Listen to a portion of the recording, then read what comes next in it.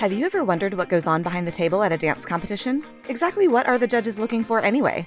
This is Making the Impact, a dance competition podcast. Each week, we'll cover a different topic related to the world of competitive dance from the perspective of the judges behind the table.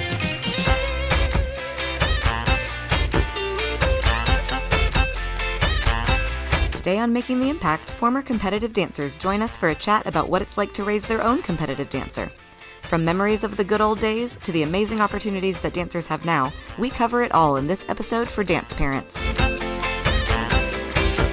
Hi everyone, welcome to our next episode on Making the Impact. I'm your host, Courtney Ortiz, and I'm here with my co-host, Lesley Mealor. What's up, Courtney? How are you?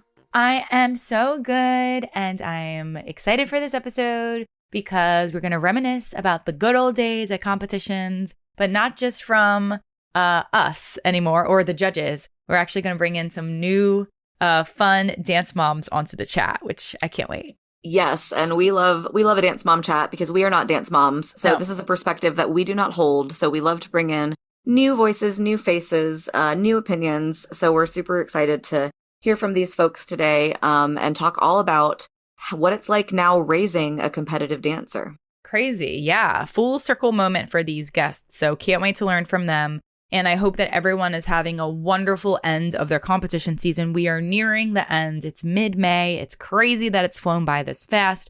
This is my final weekend actually out with Streets Dance Convention. I've been on pretty much every single regional season. So it's been a lovely time seeing such fabulous dancers all around the country. And nationals are scheduled for July. So I'm going to take a nice little break from mid-May until July. Yes. Well deserved. Yes. But since we are nearing the end of Making the Impact Season 7, as well as the competitive season, I'm sure you know that we have tons of Making the Impact Judges' Choice Awards that have been flooding our inbox because people are registering those awards, they're winning them at IDA-affiliated competitions, and we are so thrilled to be giving these out. So we would love to share some of our recent winners. From Onstage America's event in Mansfield, Massachusetts, congrats to Kara Anderson's Dance Studio from North Brookfield, Massachusetts, and their dancer Thomas for their solo, Vilkomen. From High Demand Dance Competitions event in Lawrenceville, New Jersey, congrats to Triplet Dance Academy from Medford, New Jersey, and dancer Isabella for their solo, Thank God I Do. From True Dance Challenges event in Bethlehem, Pennsylvania, congrats to Nardi Dance Studios and Performing Arts Center from Easton, Pennsylvania for their small group, Tango Till They're Sore. From GEMS Dance Competitions event in Des Moines, Iowa, congrats to Motivate Dance from Ankeny, Iowa for their large group, 12 Angry Women. And from GEMS Dance Competition in Sioux Falls, South Dakota, congrats to the Pure Movement Dance Institute from Lincoln, Nebraska for their small group, Pocket Calculator. Congrats to all of our recent Making the Impact Award winners, and stay tuned if you have won in the past few months for our shout out coming on our final episode of Season 7, launching very soon.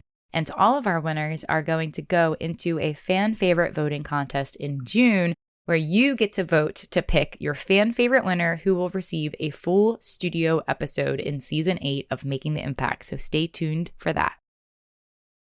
And before we jump ahead, let's hear from our sponsors. Dancers, have you ever gotten feedback at competition and thought, wait, what did that correction even mean? Or teachers, have you ever wished for feedback that helps you bring your choreographic vision to life and make sure your story is actually reading on stage? Why wait until you hit the stage to get an unbiased opinion? Now you can have a fresh set of eyes on your dance before you hit the stage with IDA's online judges critiques. Our critiques are done by professional, pre-screened judges from IDA, many with decades of experience behind the table. You can even request a judge to specialize in your submitted dance genre, so you're getting feedback that actually makes sense for your style. From technique to performance, execution, and costuming, your judge will offer personalized feedback based on your requests. Our service guarantees delivery within 5 business days, or upgrade to 24-hour rush delivery for those last-minute prep sessions before competition. And we even offer our unique choreography consult critiques. These are designed just for the choreographers, teachers, and studio owners. Instead of focusing on the dancers and the feedback, your IDA judge will do a deep dive into dissecting your choreographic elements, from concept to transitions, to formations and storytelling. Want to learn more about our online critique service? Then head to our website at impactdanceadjudicators.com/online critiques or click the link in the show notes to submit your video and see exactly why IDA's online critiques are the most trusted in the industry. All right, Dance World, we are here today on Making the Impact with one of our last episodes of season 7, which so sad about, but it's going to be such a fun one that I've been waiting to do for a long time because we've done so many different parent episodes on the podcast, lots of Dance Mom episodes. We've done a Dance Dad episode. We've done a How Not to Be a Stage Mom episode. And there's a lot of parents out there that love listening to Making the Impact. They are actually probably our number one fan of the podcast, are the dance parents more than the dance teachers and the dancers themselves. So, of course, we got to give y'all some more dance parent content.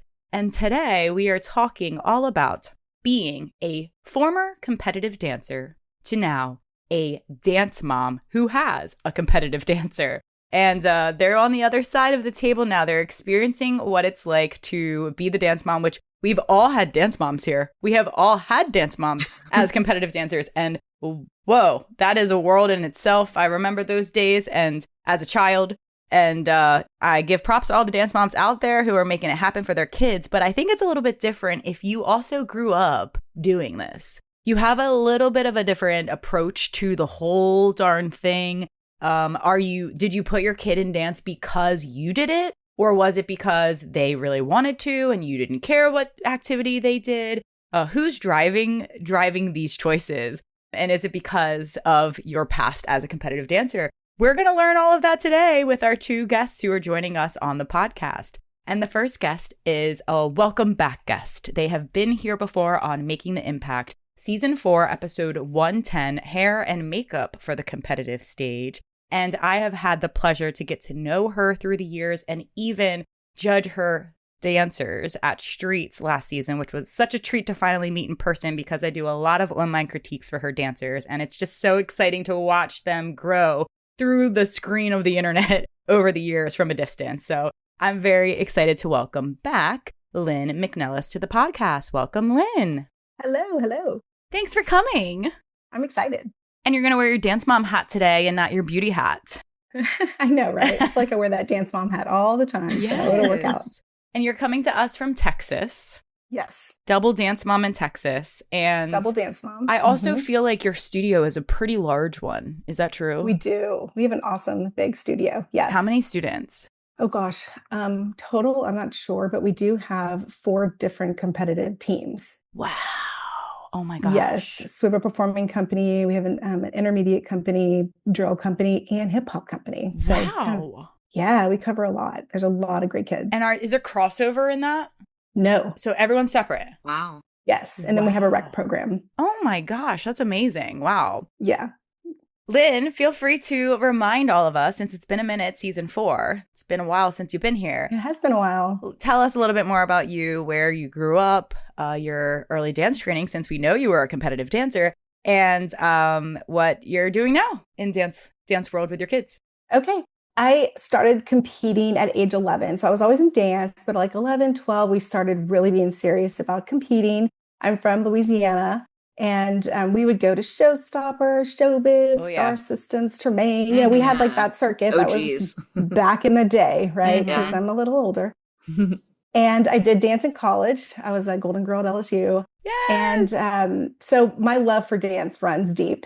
And I also wanted to, dance professionally, but it was one of those, you need to go to college. And so then after that, it was all, finding a job, then going into the real world. And I kind of just left my dance world behind. But as soon as I knew I was having a girl, my first girl, it was all systems go. So, so I was completely invested at that point. And then I had 2 more girls. So that worked out well.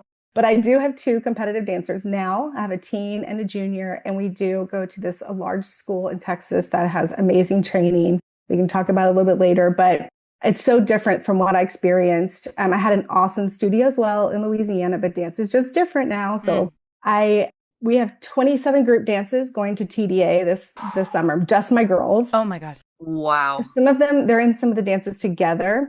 So I do count them twice because I pay twice. So yes, yeah, of course you do. So I have to count them twice. You need for all those costumes. Oh my gosh, you would have my upstairs in my house is just inundated with costumes.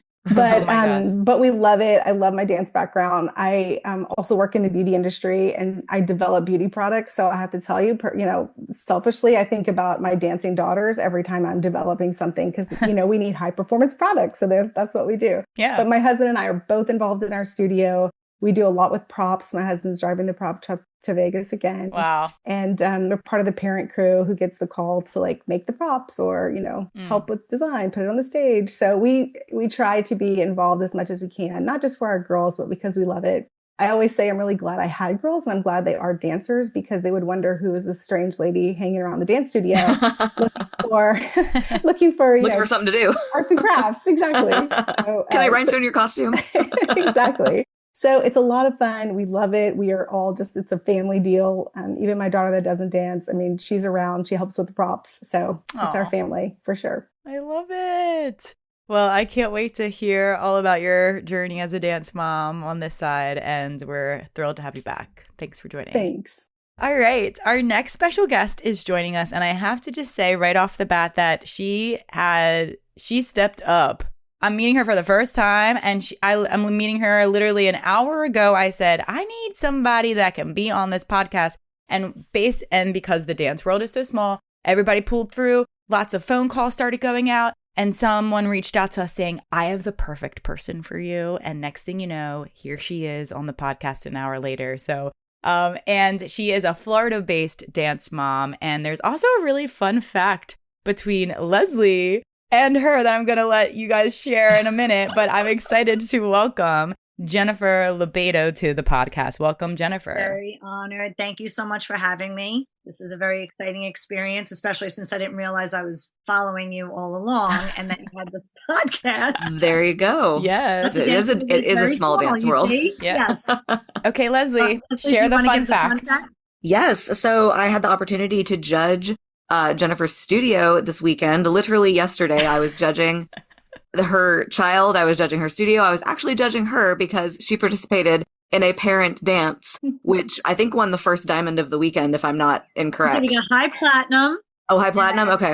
And an inspiration. Listen, I gave you a diamond. I don't know about the rest of those people. I got a diamond, but in our hearts, we got diamond. Yes, you got one diamond. It was at least from me. Okay, thank you for that. Yes, but it was so much fun to watch your studio, and I can't wait to hear more about it and how you got here. But yes, we had a wonderful connection here with just the full circle small worldness of the dance world. So we got connected with Jennifer, and she's here literally from an hour ago. Love it. That's right. Here I am, and I'm very excited to be here. I am a former dance competitor from Staten Island, New York, if you haven't picked up on the accent. Yes, I say coffee and talk. Yes, So even though you live in Florida now. Yeah. I love it. I danced predominantly with, Starstruck Dance Studio. And we were mainly with Star Power, Gary Pate, Grace Wakefield. I'm 45 years old, so NBC, I think that was back in the day, in Cherry Hill and Lancaster. But we did regionals and nationals. Star Power is like where my core memories are. And I started competing at age 8, but I was dancing at 4. I got kicked out of my first ballet class because I wanted to just do what I wanted to do. And they wanted me at the bar, and I didn't want to do that. So I knew very early on that I was not going to be a ballerina. Plus, I had horrible turnout and sway back. But I was a natural born performer. So my mother kept me in it, and I started competing at 8. My group was called the Small Fries, and I did it up until I was 17 years old. Yeah. And then after that, I tried to become a professional dancer, but just really, really like being so naive about it. I didn't go to college. I had a lot of friends that went to LaGuardia High School, and then from there went on to NYU Tisch or Purchase and, furthered their dance career. I took classes at BDC and I wound up getting into finance, but that's not where my heart was. My heart was always with dance. So whenever somebody would say to me, Jen, St. John's University needs a co-choreographer for Anything Goes. Can you do it? I'm like, I got it. Then it was like well, they don't really have strong dancers. Can you dance in it? I'm like, yes. So I always like would wheedle my way in somehow into the dance world. And, and then I got caught up with finance and I didn't get to dance as much as I wanted to. And it wasn't until I got married and moved to Fort Lauderdale. I was 25 years old. And I had no friends, no family, and young and married, and my husband was working a lot. So I found adult dance classes at UCPA in Davie. Nice. And I was dancing under Jody McMahon, who I think had training with Mia Michael's father, and Pablo Malco. And I loved it. I just absolutely loved it. And I felt like really for the first time in my life, I was getting a form of training that I had never had before.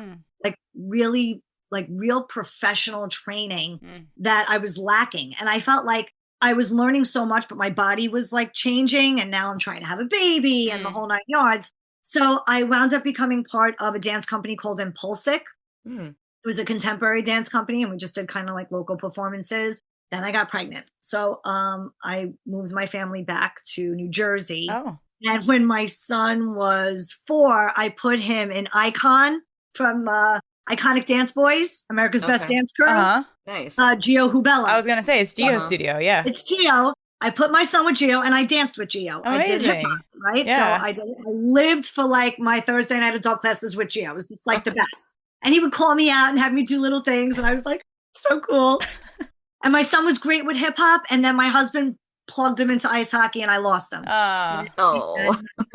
And right off the bat, just like you said, Lynn, I was like, my dancer, my tiny dancer. And early on, I could see she had great musicality. She would just pick up the notes and she would sing it. Like just her musicality was always on. So that was like the first cue for me saying like, okay, I think that she's definitely going to have something to do with that art, with music. And then when she was 3, I put her in her first dance class and she could pick up choreography quick. And, she wasn't double jointed, although I did stretch those hips when she was a baby, pressing because like I had to work really hard at flexibility and it wasn't easy for me, but she was able to pick up the choreography and she just had such a great ear for the music. Then I didn't feel like it was enough for her. It was like around COVID, so that kind of messed everything up. Like her first recital was on Zoom. To get like her first fair debut, And then I put her in cheer with World Cup. That was interesting when she was 4. Again, I saw that she could pick up the choreography. Wasn't a tumbler, wasn't a natural tumbler, but she didn't give up. And she just had that je ne sais quoi. She had that little performance edge. That was what carried me as far as I went. Because I wasn't the most flexible. I wasn't the most technical, but I was a performer. I just had such a love for dance that's what showed on stage. That's what people really, I think, noticed about me. And that's what I noticed about my daughter. So, flash forward, we moved to Florida and I kind of fed her to the wolves when we first moved out here based on a couple of the studios that I heard were really, really good. And, it really went against me. She didn't want to dance at all. She said, get me out of here. I don't want to dance. I was like, for a second, I couldn't even catch my breath. I was like, we could go anywhere else. I'm sorry. I didn't know. Right. And she just got so turned off and she took a break for about 1.5 years. She did horseback riding. I knew nothing about that. And I was like, okay, I'm going to, stay at a barn and get flies in my face, but I'm going to be the best horseback riding mom ever. And then good attitude. Like she didn't want to do shows or anything. And she came back to me and said, Mom, I'm ready to go back to dance. Aww. And I was just like, I got the place for you. And I brought her to a place that I felt was a little bit more of a relaxed environment, more of a family-based community, not so much like competitive. Right. Especially in Florida. It's a little cutthroat down there. Yeah, it is. Sure. And ironically enough, her very first class, it was a summer class, was with Kelly Kramer. She took a tap class and she took a jazz class. I didn't want to push the envelope and say, you have to take ballet because that's the foundation for all facets of dance. I was just so happy that she was on her own willing to go back to dance. And she was 7 years old. Right. Took the class and that's it. We registered. And by the second year, she was asked to train with the team. And this is her second year being a competitive dancer, and all she wants is more. All I see is her progressing, which is amazing. But through it all, people learned that I was a dancer, and Ty Rocart Russ, I hope I'm saying your name right, Ty, came to me with this crazy idea. And she was like, hey, you want to do a parent production and we can kind of collaborate and you can help me with some choreography? And I was like, you know me. I'm like, yes, let's do this. Yeah. And it was 5 months of keeping it a secret from all the students, including, my kid. I love it. But I teach adult dance fit and we used me as the hook. I'm teaching class. Oh, I'm taking Jen's class. And we'd all be like MIA for an hour. And so secretive. And the dads participated. And it was not just a dance, but it was literally a 7-minute production. Crazy. You can't even get studios to do that sometimes. So the dance parents coming through, making it happen. And it wasn't right. It wasn't like your little step, touch. I mean, they really worked hard. Some of these parents have never even been on a stage. Aww. So I give them so much credit for putting themselves out there. And they do it because they love their kids so much. Yeah. And they love their studio and they want to represent for their child, for the studio, for the team. And it's just such a camaraderie, not only between the students, but between the parents. Mm-hmm. And it all, comes from us. Those kids see how we're interacting with each other and how we're coming together for each other and with each other. And I feel like that trickles into us as a whole, the entire studio. And it's really very, very beautiful to be part of. I got in it full force for my daughter, but in the process, I have gained friendships. I have gained memorable experiences at 45 years old. Being on a stage, that was such a natural high. It was really just so incredible. But the whole process up until getting on that stage was just so beautiful. And I was just very honored and very grateful to be part of it. Oh, well, that's what it's all about. And I mean, that's if you guys listen to my critique tape from the weekend, you'll hear me say that dance is for everybody. This is what it's about. Right. We had such a good time watching you. Thank you. Welcome you guys. Thank you again for joining us. Yeah. We can't wait to really dive in to just this whole topic of what it was like back then, what it is like now, and how have things changed. So let's get into it. I'd love to hear, let's take us back to the 90s, perhaps the late 80s, depending on who we're talking about. And Lynne, I'd love to start with... Lynne? We're both 80s, 90s. Yes. Yeah. This is, and that's the quintessential dance competition time. That's when it was kind of the wild, wild west. People were just out there competing for, in random places with no frills, no bells and whistles. It was just, here's a backdrop, here's a stage. Maybe even you didn't get a stage. Go. Lynne, let's start with you. What was your experience like when you were competing? I'd love to hear, especially from being from the South, because it'll be a little different, I think, hearing from Jen from the North. Yeah, I think that, we were a smaller school, so we were excited to just start getting into competitive dance. So this was like a new world for us. And, we would go to the regional competitions, but back in the day, you didn't really see the really big or really great studios until you went to nationals. Yep. So it was like Showstopper Nationals in Myrtle Beach, or, we would go to these nationals and just be blown away by these larger studios. And then that just helped us to kind of take it back to the school and say, gosh, we want to be like that. Right. So it gave us just a really great opportunity to see these other dancers. And we would go to the convention classes because there would be also, convention classes at nationals. And that's what really motivated us. And when I look at what the kids have today and what my kids have today, it's like they see that on a daily basis, right? Like that is it's all over the internet. So back in the day, we just had to be more intentional with what we were doing, where we had to, learn, we really had to pay attention. We really had to, kind of focus in on what we wanted and take that nationals moment to really absorb it all and get motivated. But it was much more of a team environment too. I feel like today there's so many solos, solos is the thing, right? Everyone does a solo, where that was not, I don't know about you guys, but that was not for us back in the day. It was a much more team environment. And I think there's pros and cons with that. Yeah. But we were much more focused on the team. But I guess now the difference would be, with solos being such a big deal, it's almost like they get a little mini private lesson, right? Every time, in that genre, which is super helpful. But then also remember that you're competing as a team. So blending and, being able to be with the group, your timing is not just your timing, it's everybody's timing, So I think that's, kind of comparing the two.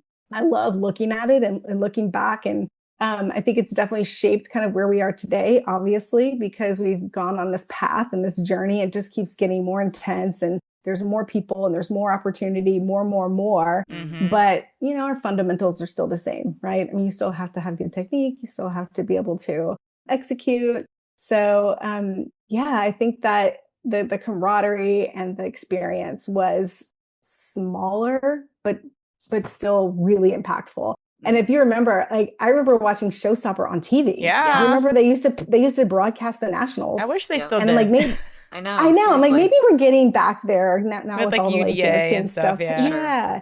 Yeah, maybe we can get back there, because I do think that was a very cool element, because they were like, you know, celebrities. But now, of course, we have social media. So you can still find them on YouTube. That's one It's of my good, favorite yeah, it's things cool to to do watch is it. just type in like Star Systems 1992. Yeah. And just because when you look at it, you see these studios that still exist. Yeah. That were excellent in 1992 and they're excellent Yes. now. And Yeah. you're like, dang, that is some longevity And- to still be Right. doing this. And, you know, the styles have changed and you know, a lot of things have changed. But like what it comes down to is, like you said, there's still technique, there's still showmanship, there's still excellent execution. So And somebody's doing right. something right out there. Right. That's right. That's what's guiding us now. One of the things I want to mention about the solo, what you mentioned about solos now kind of dominating, is I'm probably the youngest one on this chat, but fun fact, when Jennifer told me she was from Starstruck, I was like, I know Starstruck, because my studio grew up competing against Starstruck, but we were in different generations, but I'm sure there was some crossover at a time.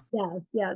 But I feel like that, looking back on, well, were solos like super popular when I was growing up? And they were. But it was a privilege, and you had to work your way up to get that. It wasn't handed out like candy. Like, some kids didn't even get them till they were 12, 13. They had to prove themselves. Or some kids were only ever in duo trios because they weren't ready for solos. And like, just the approach to solos, like when I look at my studio, we had about 100 kids on the team at a point, and there was probably maybe 25% had 2 solos each, you know, but not every kid had a solo. And it was predominantly our group dances. And there was a lot more of a team atmosphere, I felt like, when I was growing up. And the solos were an extra little bonus cherry on top. Solos were something that had to be earned. Yeah. Yes. You had to work towards getting a solo. Right. I myself personally, I did a lot of trios, and our trios made it to Battle of the Stars for nationals in Ocean City. We were like so close to being on Star Search, but I don't know if that didn't pan out. But it was mainly our team groups. Yeah. And we took that from every genre of dance. So our team stayed together. We did the ballet, the jazz, the tap, the acro. Lyrical was big back then. Contemporary wasn't a thing. Right. No contemporary. I didn't get my first jazz solo until I was 15 years old. Wow. Right? Yep. I had same. Yeah. In the beginning, I had 3 ballet solos, and I'm not really sure what was behind that. You who got kicked out of ballet? Right. And clearly, I mean, I was lucky I got a high silver, and I think that the judges were just being, you know, gracious. But the truth is that you wanted a solo, you had to earn that. You had to work really, really hard to get the solo. And I think that one of the differences from back in the day when we were competing versus now is the mentality had shifted to what doing a solo on stage does for your dancer. So like I'm still old school, and I tell my daughter, if you want to do a solo, you have to earn it. First of all, I'm not asking a teacher. Let that teacher come to me and say they feel that you're ready for whatever it is that you're, you know, that they think that you're ready to train in. For example, my daughter happens to be a really good tap dancer. Now she's progressing in all her other levels. But if she came to me, this is her second year on team, and really technically this is her second year taking ballet. If she came to me and told me that she wanted to do a contemporary or a jazz solo, I would say absolutely not. I would say not yet. Not ever, just not yet. Because when you get out there, I want you to go out there and be able to showcase what you are capable of. And not just compete with your teammates, but go out there and compete with Miami and compete with all these other studios that, you know, sometimes their standard for their competitors is different than other studios, right? So you're going to see the level when you get out there. And this is where it could go either way for a young kid. My daughter's 10. They go up for awards and they start calling the high scores and they don't get up. But are you surprised that you didn't get up? For that high score? Like, are you really competing? If you want to get out there just to get out there and conquer your fear of being on the stage alone, or it's a personal accomplishment that you want to do, and if the parents on board and the teachers have time to give that choreography, then that's beautiful. And I think it depends on an individual. I go in another direction with my daughter. That's different than what another parent may feel that they should do what's best for their child. Yeah. My daughter wants to do a tap solo next year. She's a tapper. And I feel like in tap, absolutely. But I told her, most likely you will be competing with your teammates. Because there's a lot of tap soloists, right? And that's kind of, tap, it's like you don't see it as much as you're seeing the contemporary and the jazz. Totally.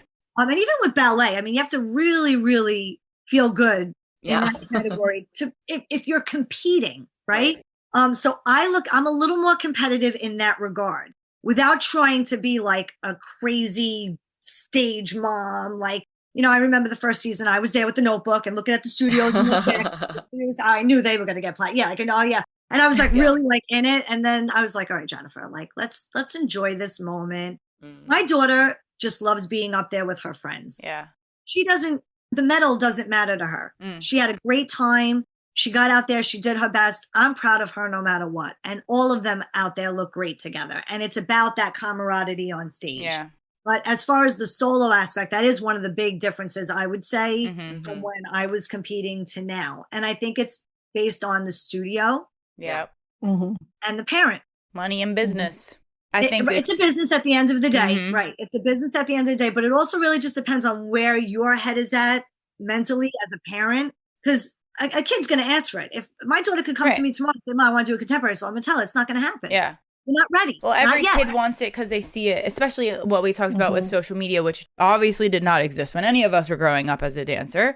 So like the comparison game, oh, that dancer won with this. Oh, they're featured on the social media. I want to be featured on the social media. I think it's something to work toward. It's a goal to work toward. And it's not to say that your kid can't get there. I think if my daughter takes her classes seriously and works really hard, and she does, and she really is progressing on her own level, I always tell her, do not compare yourself to anyone else. Don't compare yourself to anyone on your team. Don't compare yourself to the girls that you're watching on YouTube. I want you to be your best self. We all move differently, right? We all have strengths and we all have weaknesses. Some people are amazing technical dancers, but they're boring to watch on stage. True. And they're not giving me anything. True. Right. So when I'm watching them, right, I say that their standing foot is turned out. They have great extension, beautiful breath, but they're not giving me anything. Yeah. Then there's a kid that may not be as technical, may not be as flexible, but man, they got some stage presence. They got heart. They got something there. Yeah. Makes a difference. It makes a difference. And we can see that as judges too. And that's like, we're in this whole solo world now where sometimes I ask the kids, like, do you even want to be up there? Because I can't really tell. Who's forcing you to be up there right now? Because there's time. We have time. Yeah. Right. Yeah. Not going anywhere. I like what you said, Jen, about, it is a competition at the end of the day. And you, I'm sure as a parent, you want your kid to show their best self up in that solo, especially because we have to think about that. It is an investment and it's an expensive hobby for a lot of people. So to just feel like we're throwing away money just because my kid wants one, and just because my kid, they see everyone else have one, and just because you can afford to give that to your kid, but you have to look at the bigger picture of, are they really ready for this? Can they handle the rejection? Are they going to put the work in? And I think that with that, there's also the perk of, well, let's give it a shot and see if they step up, right? Let's take it a step further. Let's take it a step further. Really, what this competition world has become is the parents are competing. First, you're not wrong about that. They don't even care. The kids are happy and they love each other and their teammates and they feel good about what they're doing. But what happens is that the parents get competitive. Ooh. Yeah. And the parents want their kids. Yeah, I'm putting it out there. Put it out there. We love it. And it just is what it is. And it's not even just in my studio. It's in all the studios, right? The parents become very competitive. Now, listen, I have a competitive dance background. My daughter's a great dancer, but I got my little fan favorites up there, right? Because some kids just have this like natural ability, but I give credit where credit is due. Absolutely. And there are certain kids that absolutely deserve to be up there. There are certain kids that absolutely deserve those solos, and they deserve their shine. But that doesn't mean that in the next 3 or 4 years, my daughter's not going to Right. get You up never to know. them. Yes, Sometimes kids level out and then some supersede. Yep. So, you have to stay on the track. Keep taking your technique classes, try to do as much as you can outside. I like that she learns from other choreographers. She wanted to do SoFlo Tap. Those were choreographers. I don't even know who they are, but she had a blast. It's good to learn. It's a process. Yeah. And it's not a rat race. Like, it's not now or never. It's like, we've got time. Like, let them grow into the dancers that they're going to be so that they could get out there and really feel confident, and parents take the back seat and let your kids shine when they're ready in due time. Yeah. Unless you want to spend the money, unless you want to push them. But I feel like for me and my daughter, that would be a detriment. I think that the bond would break because she already tells me when I need to back off. Right. Go. Lynne, how is that relationship with you? And you can finish whatever you wanted to say, but I'm curious how that, like, your dance bond is with your daughters. Yes. So I think solos, bringing it back to solos, since that wasn't something that I was able to do, because I had to earn my solo. I didn't do a solo until I was trying out for college dance team, right? Because that was when you're a senior, you earned a solo. So I see that. And of course, since I didn't have that, I want to give that to my girls. But we have used it as a growth opportunity. So because they do get those like individual private lessons where you're, talking about or like focusing on the genre, and you're getting that one-on-one attention. So that's been really great with both of them. So my teen and my junior, and they've been doing it since they probably were 6. I mean, they had solos early on. I'm guilty. It's okay. But I love it. And I think it's really helped them to be able to dance on stage, even with the group, right? Because if you can go out there and dance by yourself, you can dance with the group. Yeah, and so that's a different perspective, right? That's what I'm saying about the parent mentality. It's like, if you're going out there because you want your daughter to build that confidence, being out there on her own, and you feel like it's going to help her in her group dances, because they're getting out there either way, whether it's on stage with 6 girls, 4 girls by themselves, right? And so they're gaining regardless. Right. But if they feel good about it and you feel good about it, and that works for you in every way, shape, or form, financially, time-wise, mentally, being prepared for the wins or the losses, then that's beautiful. Yes. Each his own, right? Everybody has a different thought process about it. Yeah. Totally. And I mean, it is hard. Okay. So the relationship, but funny enough, I was driving my girls to school this morning and I asked them, I put them on the spot. I said, okay, girls, answer this question for me. I'm like, am I an overbearing dance mom? So, and their reactions were very funny, and they were actually very cool about it too, because I have to watch my delivery. So I'm always, I mean, I like look and I judge and I see things just naturally. I'm not the most, I'm not a teacher, obviously, but I know a little bit, enough to be dangerous, right? We do. Exactly. And so I just have to watch my delivery and my timing, right? So it's like, when they get off the stage, I can't be like, oh, this was, whatever. It's just a big hug. It's like, that was amazing. Don't worry about it. But you can kind of get ahead of myself. But I do think that having the videos of their solos and the videos of them dancing is a game changer, because I don't even have to say it, right? Like we can just watch the video back, and my girls are very, very like tuned in to say, ooh, look at that foot, or oh gosh, I could have done that better. So that's been very helpful. It's taken the pressure off of me for sure, that they're old enough now to see that. And comparing from our days when we didn't get a video. We got it written in some handwritten videos. Yeah, even the videos in classes, right? So videos of them in class they can watch. Yeah. When they get off the stage in a group dance, the video is playing in the lobby. 2 minutes later, they can watch themselves and the group. That's crazy. That is such a helpful tool. And I compare it, we're a big football family. I compare it to watching film. Like a playback. All the best quarterbacks watch film. Yeah. So you need to watch film. You need to see how you're dancing. But anyway, they did say that I'm not an overbearing dance mom, which that was Congratulations. Congratulations. Right? And my oldest did say I was a realist, though, which I think is a good way to be. Yes. So we can talk about the good and the bad, and I don't sugarcoat it. Like my mom never sugarcoated anything. I mean, we get off the stage, my mom be like, that was not good. She would definitely give me her opinion. So I'm trying not to do that. And by the way, still at 80, she's still a dance mom. No, really? And still makes her notes in the audience, but smiley faces and sad faces. But but with mine, we've got a good relationship. It's taken now that they're getting older, they appreciate my being real. Yeah. And it's mostly about them. I mean, and I'll say like about the dances themselves, but it's really more just like, what can you do, your part, right? Like, what's your part and what you can do. That's right. So it's come a long way.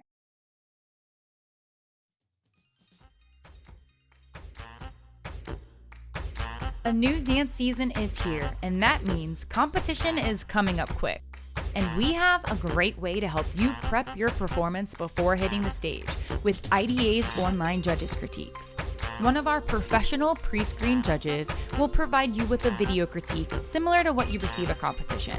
But we also take our critiques one step further with our best-selling feature, post-critique additional feedback.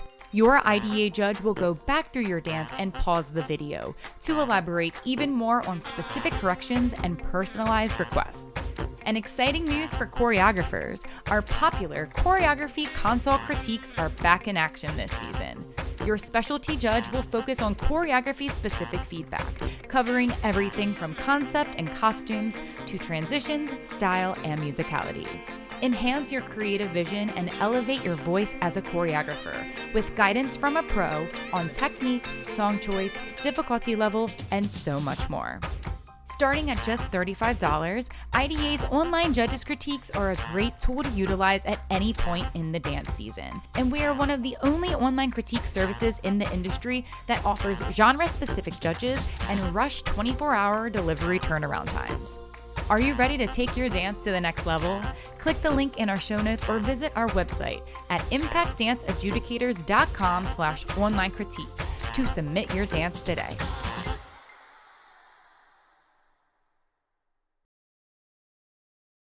That's funny that you mentioned your mom at 80. So my mom is a studio owner. She's in her 70s and her mother is 95. So my grandmother is 95 years old. And my mother took dance class and my uncle as well from the time she was 3 and then owned a studio for a million years. So like Nana has been watching some dance.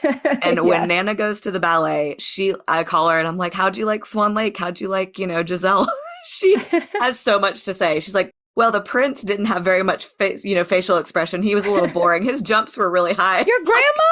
I Nana, love it. who never danced a day in her life either. But like this woman's been watching dance for 70 years. Like she knows what she's seeing. Yeah. And Dan's dads too. My dad is the same way. So I just like it never leaves you. Never. Once a dance parent, always. I did not have a dance mom. She wanted, first of all, just coming from where I come from, you can only imagine what it was like backstage. Staten Island. I cannot imagine. I really can't. I can't imagine. I don't want to go there. That makes me scared. I don't want to imagine. But, and it's probably still the same to this day, but worse probably. But my mother she was proud of me. She loved that I loved to dance, and she just kind of like would sit in the audience. My father was the dance dad. Really? Like he was sewing our costumes backstage. Love. He did do a dance dad production on stage as well. Yes. But he came to all the nationals.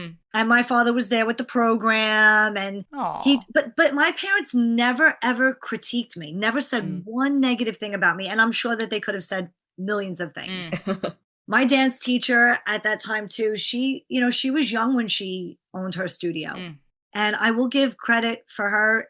She got a studio just as a kid, and she built an empire. Yeah. And talk about the longevity of a studio being around a really long time. Yeah. And she's a smart businesswoman because her students went on and danced at LaGuardia, at Tisch, at Joffrey. And they came to that studio and they brought their essence and their professionalism.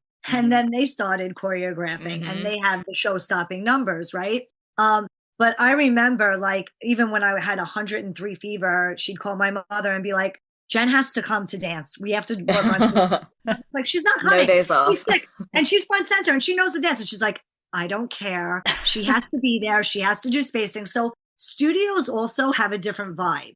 Yes. Yeah. Right? And the teachers have a different vibe.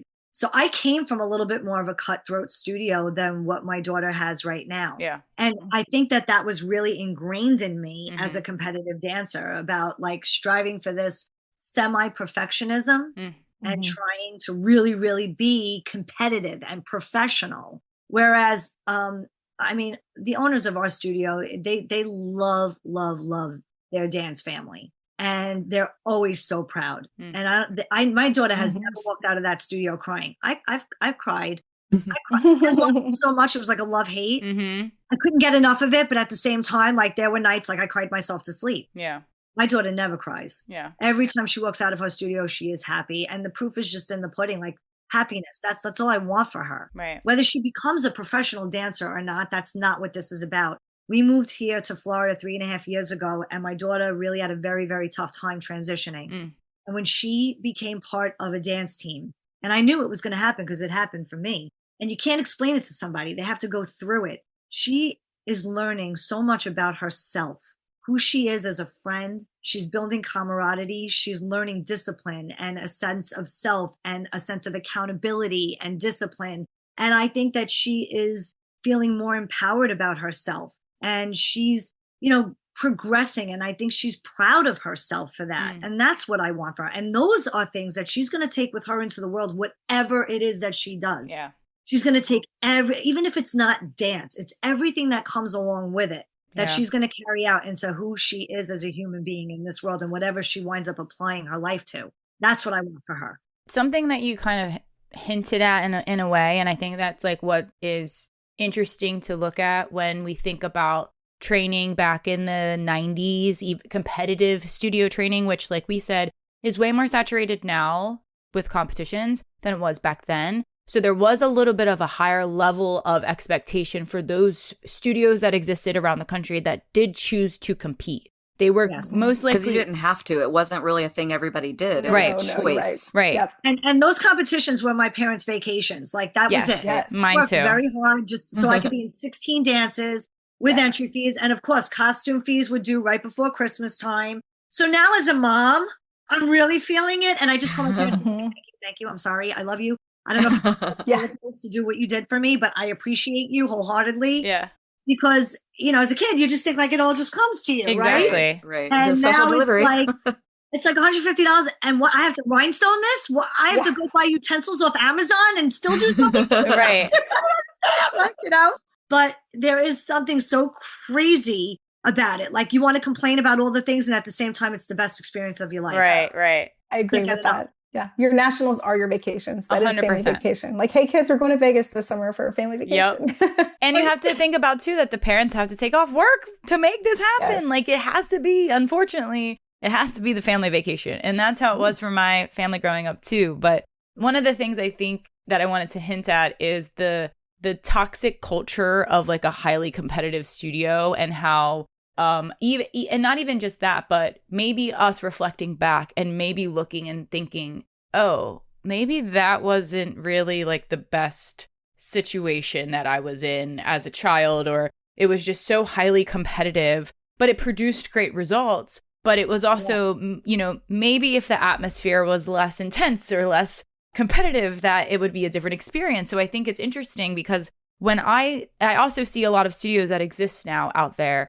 where the training just isn't really there yet. It's not at a high level. And now that we're also adding a lot of different levels of dancers at competition. So we're seeing all different types of training coming to the stage versus when we were growing up, it was only the competitive dancers. You must be at a higher level than the recreational studio down the street. We're on different tiers. Now everybody's welcome. Let's all go to the competition. But it always makes me wonder, like, I feel like people that grew up competing or even like at a high level studio probably sought out a studio that had higher caliber technique training for their kids to go into when you become a dance parent. And I'm curious to know if that was something that you looked for, or was it more about the culture? And I feel like, Jen, you kind of already hinted at that because of the studios. Originally I did go for the technique, and I went for the studio that I heard was highly competitive, and it turned my daughter off completely. Right. So like you learned from the not mistake in any way, but like you learned from experience that like, oh, okay, maybe this doesn't, I want the best for my kid. I want the best training for my kid. But and I will add that her instructors have dance degrees and they are highly educated in dance. Obviously, every studio has a different flair for choreography and musicality. And that's a preference. You know what I mean? Different vibes at different places. Yeah. But she's so happy. And it doesn't matter at the end of the day what I would have wanted because we always make the plan and then, right? Like, you know, it blows up. No, Yeah. this is her journey. Mm-hmm. And as long as my daughter feels safe and is happy and is embraced and is learning, like if I saw that there was zero technical training, and again, like you said, Lynn, I'm not like, I wasn't Miss Star Power in 1995, and I wasn't a Tremaine dancer. I went so far. Could I have gone further? I think yes. But for her, I make sure that she is in the right place because it is an investment. Yeah. I make sure she is in a place where she can grow technically. You can tell quality training. She is getting quality you training. can tell. And you probably wouldn't be, even if your daughter was happy, you would still be kind of like, you know, I know what I'm looking at, where there's a lot of parents that don't. Right. There's people that have no clue. And of course, it's a business. So the studio is going to sell them this experience. And we have top-notch teachers and all of these things. But really, when you look at it, it's the quality isn't there. So with someone that has a dance eye who grew up in the world, has an idea of what type of quality expectation. And then let's be real. Then there's those like wild studios that are a little bit pushing those boundaries a little bit too much, where it's a little bit too cutthroat, where there's a little bit too much expectation for their kids at a young age. And you guys probably flag that too. You know, I'm curious, Lynne, because I know you're at a beautifully trained studio. Your kids are trained so impeccably well because I watched them through the year. So like, how did you decide where to go? Yeah, and I think that, you know, when I look at my opportunity and what I did, I wanted more. Now, I did the best I could at the time, at the age, you know, where we were at the time, where I was living. The studio was awesome that I grew up in. But then, of course, you move to a bigger city, and now the opportunity grows too, right? Years later, the opportunity grows. So I mean, I wanted the best. I mean, just be honest, like I really wanted the best. I was like, you know, there's you did your research. I've done my research. Okay. Yes, I absolutely did my research. We went to a couple different studios. She started there. We kind of veered off a few years just because of the scheduling when she was little. Because I think when you're 2, 3, 4, you know, it's like we just need the basics here. Right. But when it started to get a little more serious, it's like, I got to make sure we're in the right spot. Because guess what? Every place you're going to spend money, and you're going to spend a lot of it. I mean, they say the better your kids are, the more money you spend. It's like, you're going to spend time there because that's just what happens. So it's like, if you're going to spend all this money and all this time and all this investment, you might as well go what's around, you know, look at what's around you and go to the best. I mean, and so that was my decision. And I'll have to say, I've recruited quite a few people to our same studio in Frisco, and they're highly competitive. We have several different teams, and I love that there are different teams because you can compete at the highest level, or you can compete at a maybe not so professional level, but you can compete a little bit less hours per week, different competitions that you go to. You know, it fits certain people perfectly. And then we have a drill company, we have a hip hop company. So I love that there's options for the kids because it's not like very cookie cutter, right? You can see where you fit in even within our own studio. So that was a big plus for me. That is good. Yeah, I think that was great. And it's good for the kids too, because you have those kids on your team that are highly competitive, and then on their same team, they have kids that really can't hold a candle to them. It's like, what? Right. This You're is kind of lumping them all mismatched together. here. Right. And look, not to cut you off, Lynn, but I also notice when I'm watching competitions that you can't highlight one kid doing a double or a triple or an aerial or an extension, and everybody else is kind of just standing around. I would expect that they're all doing that, or they're all doing something at the same time. Like, I don't like the stagnation, and I don't think that there should be just one or two kids that are the one trick that ponies. Like, if you are a highly competitive trained studio, all those kids at that level that are competing together as a team should all be able to do it. So whether the kids in the back row or in the front row, they should be able to be switching lines. They should be able to be moving, and at any given point, somebody's showcased. They're all showcased. But it comes down to quality of training. And that's the thing that I think is different, that you probably, as someone who grew up, has an eye for. Because it doesn't matter if you are a recreational or an intermediate or an advanced dancer. If the quality of training is the same, it's just a matter of how many days a week am I coming. You're still getting the same training no matter what. And parents get frustrated to think, well, am I not giving my kid the opportunity because they're not doing all these extra popping classes? And that one's taken 5,000 pop-up classes, but my daughter can't do that. And so am I failing her in her progressing in her technique because I don't have the ability to give her what the other person's doing. You know, like Right. for example, I have a son who's an elite ice hockey player. Talk about like your financial strain. It's like, what? You know what I mean? Like they're traveling the country. He's on planes. And it's a huge expense, right? So it's like, I have to be very, very selective with what I have my daughter doing on the side. It's a big And finance. wanting to give her every opportunity that I can so that she has that ability to rise on the level of some of her teammates. Right. And you were saying, Courtney, like when you talk about the teachers and their credentials as well, right? Like what are they bringing to the table? And I do think you look at studios and you're not just looking at the full studio. You're looking at tell me about the tap teacher, tell me about the jazz teacher, tell me who's, contemporary. And you really start looking at them being, compartmentalized because it's not just, one teacher that kind of teaches all the different genres and they all cross over. I mean, there really are specialists, at each genre. And that's something that having an eye for it, you kind of look at it and you can make those decisions, right? You can make better decisions that way for your kid. But that's only if that's what you want, because not everybody has to compete at that level. And you can have a lot of fun and compete and, have an amazing experience. You just have to find where you fit, where your child fits, like where your family fits, because it's a family. It's a family and that's thing. really kind of the beauty of like how it's all evolved is that like if you were dancing and you were not at like the YMCA back in the 90s, you had to kind of get lumped into this one place. Like there just weren't as many opportunities. So if you were that intermediate level dancer who's like, I'm happy here, I want to do this, you didn't have that opportunity because you were shoved in with the elite advanced dancers and you just felt sad and bad about yourself perhaps. And now there's just all this opportunity. And what's challenging now is there's too much choice. Honestly. Where do I fit in? Yes. Which level am I really at? And, coming from the competition perspective, like how much can we really offer and keep it fair? And are we trusting everybody to enter in the proper, level for all of that? It's like if we were all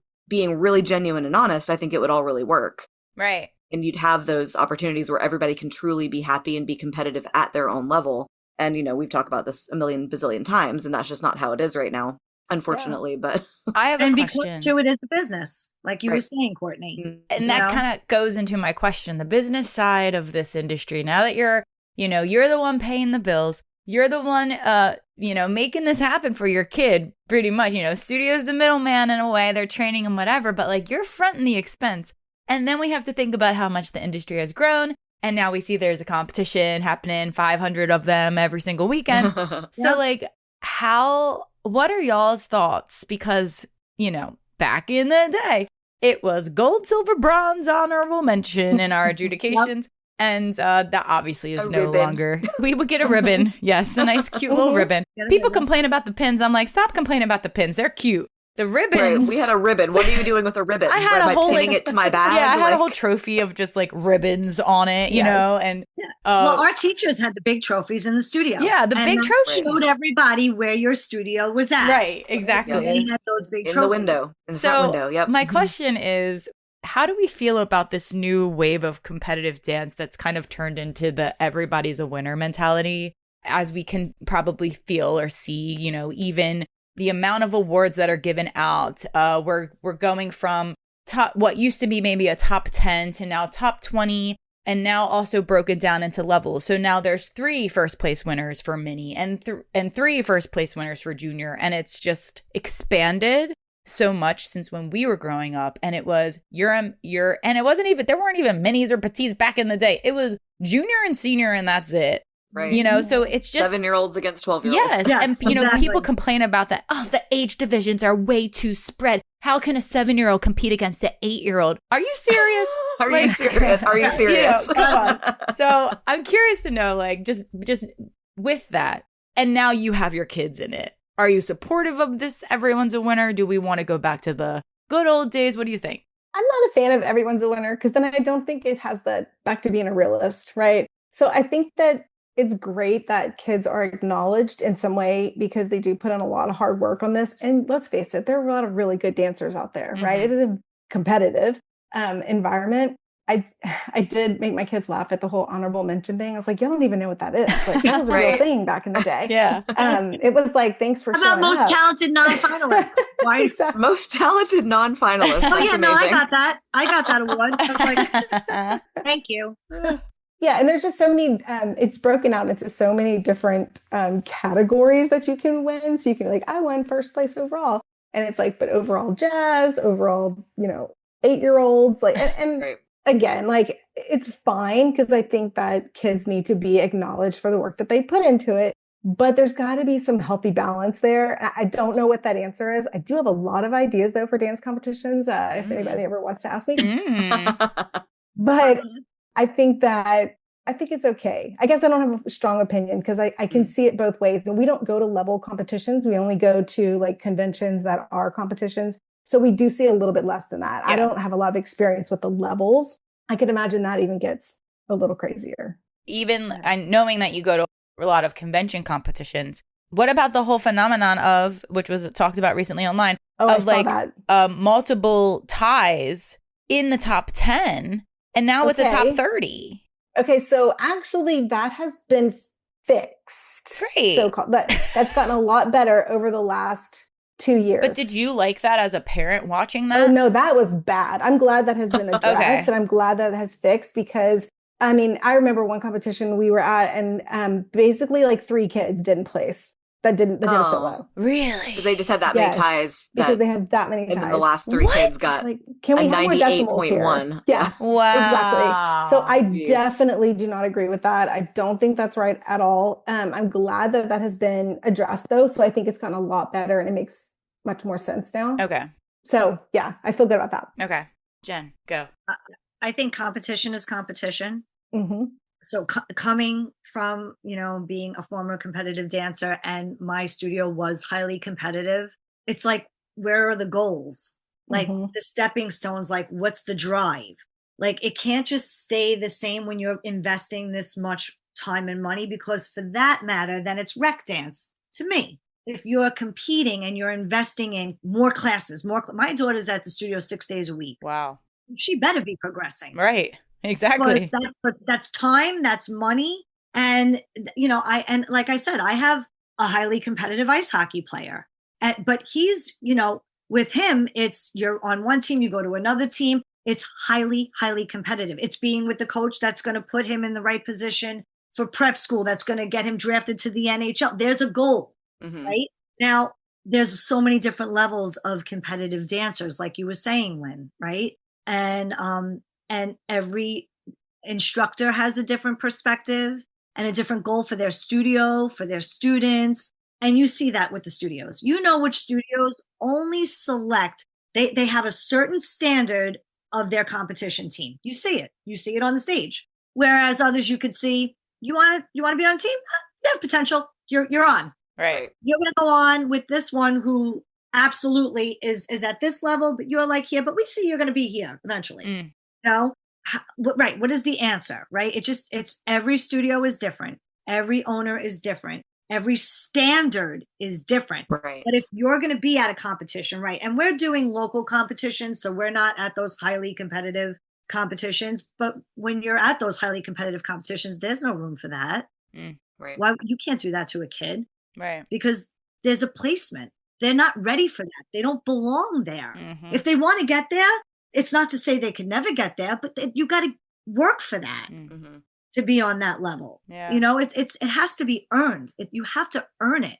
Otherwise, what is competition? Yes, we want you to feel good about yourself. Yes, we want you to have great experiences and enjoy your team and enjoy your friends. But then, as they get older, that's where it gets harder. It gets hard because you see what the level of talent that's out there, and with access to all these resources and social media.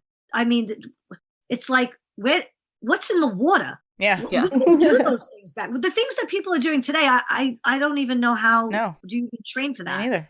Yeah. Standard is I do think it's super important. I mean, you've got to be able to have level. I mean, you have to be able to have rankings. You got to be able to have a ranking. And if you don't score in that top ranking, then you've got to put a little more work in. And it lets you know where you're at. Important. Yeah. Realistically, it lets you know where you're at and what you need to do to get where you need to go.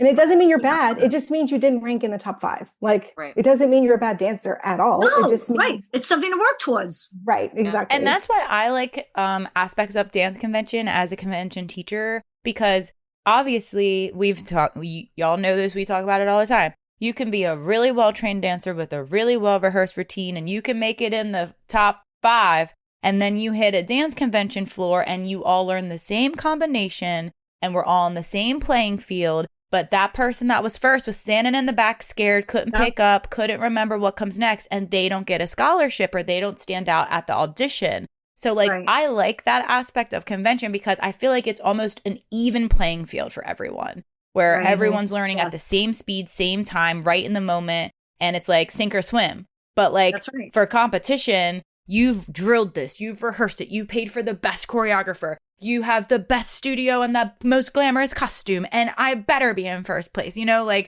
there's a different edge to the competitive nature when it's rehearsed dance versus in the moment audition. So that's something I think is a helpful, realistic. That's also a personality trait as a dancer.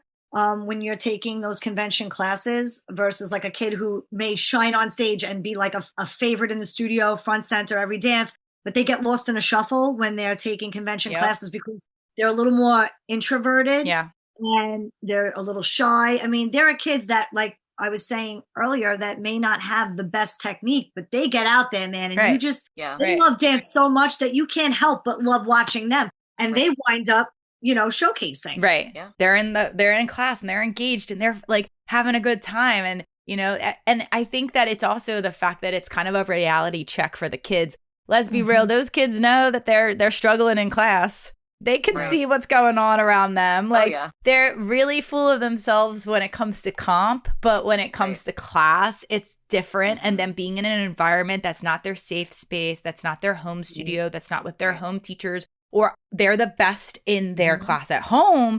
But now there's all these other really great dancers that are surrounding them. And then they just completely shut down and they can't take that. And that's a part of, I think, when we talked about rejection and things for competition, I think that's why convention classes are really good for dancers to experience, to just kind of like get a reality check a bit, because, you're going to be taking lots of classes. You're probably never going to do your solo ever again unless you're, once you graduate, unless you're going out for a dance team. And that's probably the last time.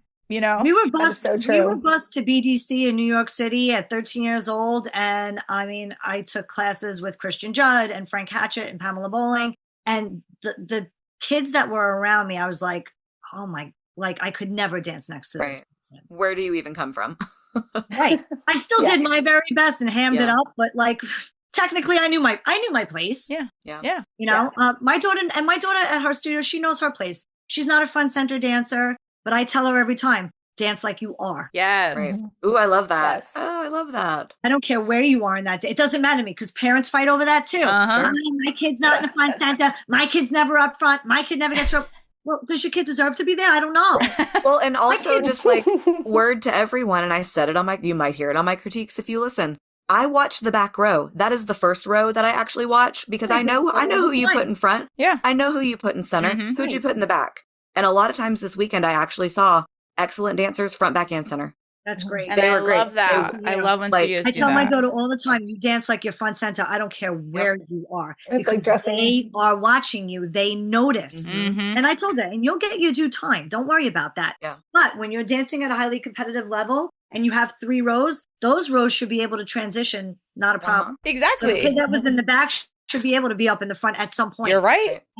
Yeah. And you don't even know. I'll admit that I certainly looked at, so whenever we were choosing dance studios, I would go back and look at dances. And that's something that I looked for. Let's see how. Let's watch the back row. Let's see how deep the talent it runs. Yes. And I mean, and that's, you can't hide. You can't hide when you're can't hide. And that goes back to the quality of training, right? It doesn't matter if you're a back row dancer, because everyone should be trained the same. And like you said, to a certain extent. Yes, to a certain, are there going to be some kids that have a little bit of natural something or put more work in class and they might be the standout and they're in the front for this dance? Sure. But like you said, Jen, I love that and now being a choreographer, I should be able to put any dancer any darn place and the dance should be great. because That's right. everyone's collectively trained the same. And yes, are there some few that have a little bit more charisma or more personality?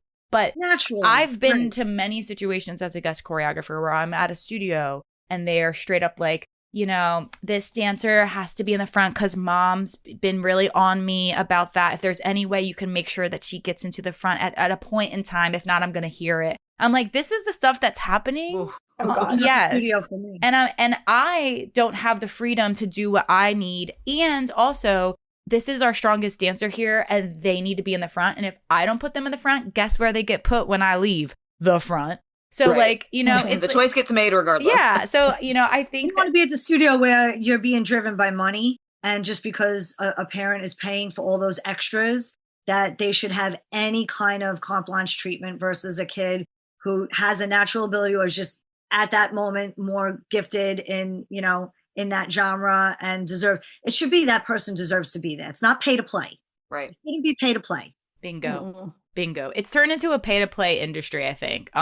And, you know, it's unfortunately, some people have more financial ability to afford certain aspects of this biz and networking and whatever, and they're everywhere. But at the same time, you know, that's the world that we're in. Yeah. Well, and I think it's always been that way to an extent, like in all sort of artistic endenvers. Yeah. Like you have the money, you have the time. Yep. You're not waiting tables. You're not having 4 jobs. Like you're at class. 100%. You're taking class. Right. I think it happens with sports too, right? With private lessons. Yep. Oh, and absolutely. With, it's a luxury to be able to get ahead like that and plug in and know the right people and be in the right spot. And it's all like connecting the dots, right? Yep. But I think, like you said, the talent needs to Supersede. override how many times I've seen you. There, just because I've seen you 10 times at the same event doesn't mean that you get first finally or you get a scholarship this weekend if you still haven't progressed, if you still haven't put the work in, if there's still others that are actually more talented than you that catch my eye more. You know, like I think a lot of parents think that, oh, well, I've come to every single event and how have I still not won this? How have I still not gotten this? I think the kid has to be hungrier than the parent. 100%. Yep. And you can kind of sense that too. Like, you know, the I was hungrier than my mother. Yeah. She didn't care. Right. She didn't care how far I went. I was hungry. I wanted more. Yeah. Yeah. Well, and sometimes even like, and I hate to say this because I actually really enjoyed this dancer for years. She's graduated now. I don't know what she's doing, but she came to competitions constantly for about 10 years. I saw her from when she was 9 up until a few years ago. And she was good. She was good. And there was always somebody else who was better. And I could tell she worked really hard. And I know she worked really hard because the studio owners would constantly come up after the event and start complaining that she didn't win first place. And why didn't she? And really? You could tell that they were like, what is wrong here? Like, why does she never place? And it's like, first of all, I can't tell you because like, this is, you know, you're in the wrong time in the wrong place for me to talk to you about this. But like, sometimes it's just, there's just somebody better. And like, I hope that this child goes on to like still continue to believe in herself and show up at an audition. And if this is what she wants to do, consistency is also key. That's right. Like, I didn't win Miss Anything. I got honorable mentions in bronze, you know, like but here I am having had a professional career. And some of those girls who got Miss Star Power are probably not doing this at all. So like your path is your path. And like you said, Jen, like you are going to come back to dance as an adult and love it and have this new journey based on everything you've experienced. And, you know, are we sad? I'm a little sad. I would have liked to have been Miss Star Power, but like didn't have it. Yeah. Just didn't have it. Yeah. And that's fine. I'm going to have my little honorable mention from Headliners and, you know, and then I got a job with Headliners. Right. Down. Yeah. So what's better? Would I rather have, you know, acknowledgement in my professional life of like, hey, you've gotten to this point, now you can be behind the table? Or would I have rather had Miss Headliners? Right. Probably the most not. beautiful thing about dance is that it is so versatile. Like you're not put in a box. I mean, I'm a prime example of that. I didn't make it as a professional dancer in life, but I love dance so much that I found another outlet. I teach adult dance fit to women that may or may not have dance background, that just want to move their bodies. They just want to have fun. They remember the Running Man and the Roger Rabbit. And they want to do that and listen to Push It and just have fun and not have to worry about anything else for 1 hour but dancing. Yeah. I think when you look at what's available to us today, right, with social media, YouTube, whatever it is, I think it's important that kids can see opportunities in dance because back when we were younger, we didn't see all that. So it's like you could either dance on Broadway, you'd be a dance teacher. Like there were just maybe a few things that we knew about. But now looking at the world, and the world's become smaller because now we can see everything. Yeah. I think there's just a place for everyone. Like, so what? You didn't win Miss Star Power, like you said. That doesn't mean there wasn't a place for you, a perfect place for you. And I think with all these opportunities and social media accounts and connecting and networking so much, that if you want to continue dancing, no matter what level you're dancing at, there's a place for you. And there's some place that you will be very happy and be able to continue that career. I mean, whether it's being a prop parent or, dancing on Broadway, like there's opportunities for you to continue what you love. And I think that's the most important thing for kids to realize these days. And I think they're really grateful that they have that. I think that us doing that parent production at Onstage America showed our kids that. Mm-hmm. Like, we have a tap parent class too. I love that. Yes. I'm going to start taking the tap classes. Yeah, see? I'm shaky, and it's like that little kid in me that's in the back row in the convention classes. Like, tap's not my strong suit, but it's like now I'm feeling a little inspired. Yeah. Well, and I think all of those ladies in that tap section had like nice tap shoes. They weren't in like your $30 first pair of tap shoes. They were in tap shoes. Just really a passion for dance. Yeah. A love for their kids, a passion for dance, and just having such a great experience. Something as little as that was our everything. Yeah. Yes. And there is a place for everyone. We hope you enjoyed our latest episode all about being a former competitive dancer to now raising a competitive dancer. Huge shout out to our special guests, Lynne and Jen, for joining us on this chat. Be sure to follow them on social media. You can find Lynne at Lynne McNelis and Jen at Dance Fix with Jen. Don't forget to follow Making the Impact on Apple Podcasts, Spotify, Amazon Podcasts, and pretty much everywhere you listen to podcasts. And if you want more exclusive episodes, support our podcast by joining our Platinum Premium membership for only $5 a month. Subscribers receive free Making the Impact stickers, shout-outs live on the air, ad-free listening, and exclusive access to our Q&A episodes for members only. Join now at impactdanceadjudicators.com/platinum premium or click the link in our show notes. Be sure to check out IDA affiliated competition, True Dance Challenge. Looking for a competition that values fairness, organization, and excellence? Introducing True Dance Challenge. At True, levels are determined by the judges, not the studios. Adjudicated scores decide the level for each routine, ensuring every dancer competes exactly where they belong. And with 2 sets of high scores announced, everyone gets the recognition they deserve. All judges are pre-screened through Impact Dance Adjudicators, with a dedicated 4th judge assigned solely to special awards and scholarships, so the adjudicators can focus entirely on critiques. True Dance Challenge is known for being organized, on time, and dancer-focused. Judges receive breaks every 2 hours, schedules arrive 3 weeks in advance, and Friday events never begin before 4 p.m. And cash awards mean real cash, not credits. Award ceremonies start almost immediately after each session, and you'll receive hundreds of free, high-quality photos included in your entry. No mandatory media fees required. True Dance Challenge takes pride in every detail, creating a smooth, fair, and unforgettable competition weekend. Learn more and find an event near you on their website at truedancechallenge.com. Making the Impact Season 7 is almost over. Tune in for our final few episodes, including a throwback for the dance parents and an episode devoted to judging horror stories. Tune in next week for some more great episodes on Making the Impact Season 7. We'll see you then.